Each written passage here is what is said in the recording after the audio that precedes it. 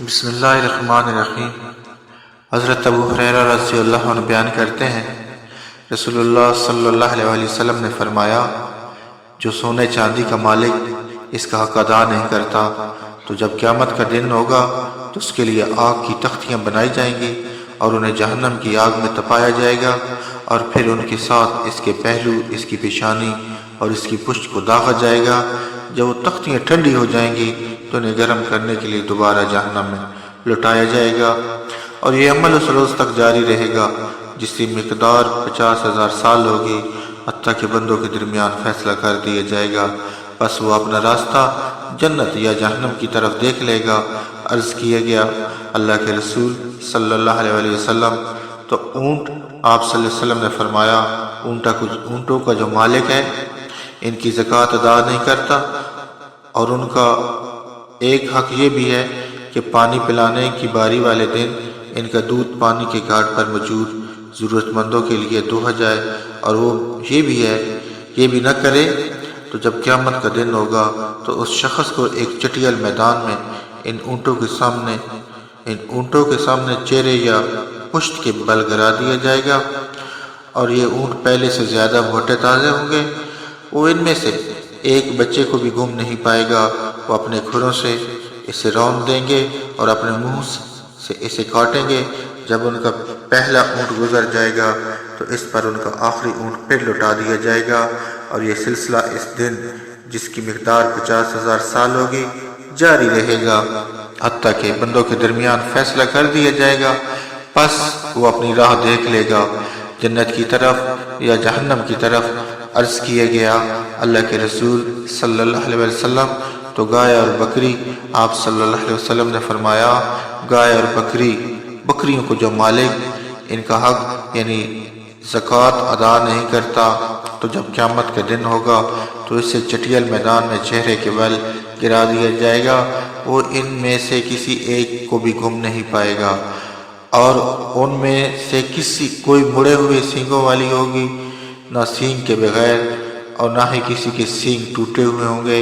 یہ اپنی سینگوں سے اسے ماریں گی اور اپنے کھروں سے اسے رون دیں گی۔ جب ان میں سے پہلی اس پر گزر جائے گی تو آخری پھر اس پر لٹا دی جائے گی، اور یہ سلسلہ اس دن جس کی مقدار 50,000 سال ہوگی چلتا رہے گا، حتیٰ کہ بندوں کے درمیان فیصلہ کر دیا جائے گا۔ وہ اپنا راستہ جنت کی طرف یا جہنم کی طرف دیکھ لے گا۔ آپ صلی اللہ علیہ وسلم سے عرض کیا گیا، اے اللہ کے رسول صلی اللہ علیہ وسلم، تو گھوڑے؟ آپ نے فرمایا، گھوڑے 3 قسم کے ہیں، ایک وہ جو آدمی کے لیے بوجھ ہے، ایک وہ جو آدمی کے لیے پردہ ہے، اور ایک وہ جو آدمی کے لیے باعث اجر ہے۔ رہا وہ جو اس کے لیے گناہ ہے، وہ آدمی جس نے ریا، فخر اور اہل اسلام کی دشمنی کی خاطر اسے باندھا تو اس قسم کا گھوڑا اس شخص کے لیے گناہ ہے۔ رہا وہ جو اس کے لیے پردہ ہے، یہ وہ جسے کوئی آدمی اللہ کی راہ میں نیک نیتی کے ساتھ باندھے، پھر وہ ان کی پشتوں اور ان کی گردنوں کے بارے میں اللہ کا حق نہ بھولے تو یہ اس کے لیے پردہ، سفید پوشی کا باعث ہے۔ اور رہا وہ گھوڑا جو اس شخص کے لیے باعث اجر ہے، تو یہ وہ ہے جسے آدمی نے اللہ کی راہ میں جہاد کے لیے اہل اسلام کی خاطر کسی چراگاہ یا کسی باغ میں باندھا۔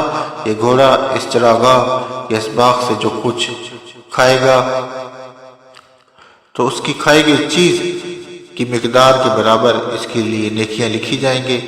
اگر وہ رسی توڑوا کر 1 یا 2 ٹیلوں پر چڑھتا ہے اور کودتا ہے، اور وہ اس دوران جتنے قدم چلتا ہے اور جس قدر لید کرتا ہے تو ان کی تعداد کے مطابق اس شخص کے لیے نیکیاں لکھی جائیں گی۔